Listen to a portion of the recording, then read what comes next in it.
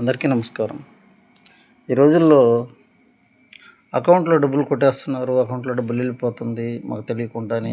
చాలా మేము టీవీల్లో కానీ ఇట్లా చూస్తూ ఉన్నాము.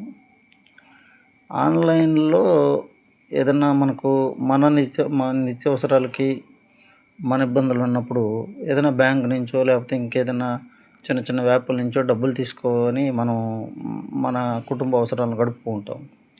అట్టేటప్పుడు మన ఆధార్ కార్డు, పాన్ కార్డు కంపల్సరీగా పెడుతుంటాం. మన బ్యాంక్ డీటెయిల్స్ కూడా పెడతాం. ఈ పెట్టినందువల్ల కొన్ని బోగస్ యాప్లు ఉన్నాయి, కొన్ని మంచి యాప్లు ఉన్నాయి. అవి ఏవో మనకు తెలియటం లే. కానీ 5 నిమిషాల్లో డబ్బులు వేస్తున్నాం, 10 నిమిషాల్లో డబ్బులు వేస్తున్నాం అని చెప్పేసి కూడా పెట్టించుకుంటూ ఉంటారు. ఇట్లాంటి రోడ్ల వల్ల కొంత అమౌంట్ కట్ అవుతుందనేసి అందరం బాధపడుతున్నాం. కానీ నాదొక చిన్న విన్నపం ఏంటంటే, పిఆర్ కోడ్తో వేసే అమౌంట్ మాత్రం మనం లోకల్లో ఉంటేనే వేస్తాము.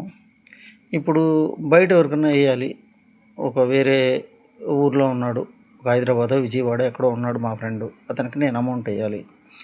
మనం ఫోన్ నెంబర్ కొట్టి అమౌంట్ కొడతాం. అమౌంట్ కొట్టిన తర్వాత అమౌంట్ కొడతానే వెళ్ళిపోద్ది అమౌంట్. అట్లా కాకుండా ఫోన్ నెంబర్ కొట్టి అమౌంట్ కొడతానే మనం ఎవరికి కొడుతున్నామో డబ్బులు ఆ వ్యక్తికి ఓటీపీ వెళ్ళాలి. ఆ వ్యక్తి మనకు ఓటీపీ చెప్తే మనం ఓటీపీ ఎంటర్ చేస్తే మన అకౌంట్లో నుంచి అమౌంట్ కట్ అయ్యి ఆయన ఫోన్పేకో గూగుల్ పేకో పడాలి. ఈ విధంగా పెడితే బాగుంటుందని నా అభిప్రాయం.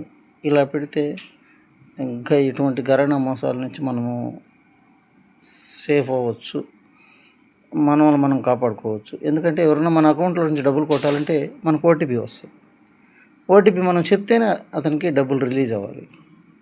అప్పుడు అకౌంట్లో నుంచి డబ్బులు కొట్టే అవకాశాలు ఉండవు అని నా అభిప్రాయం. దయచేసి దీన్ని బ్యాంకు ఉద్యోగులందరూ దీన్ని మరోలా తీసుకోకుండా దీని గురించి కొద్దిగా ఆలోచించి వినియోగదారుల యొక్క బాధని కొద్దిగా ఆలోచించి మాకు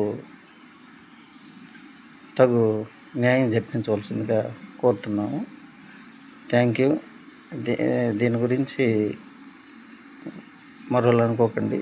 ఇది నా అభిప్రాయమే మాత్రమే కానీ ఇంకేం లేదు. Okay, thank you sir.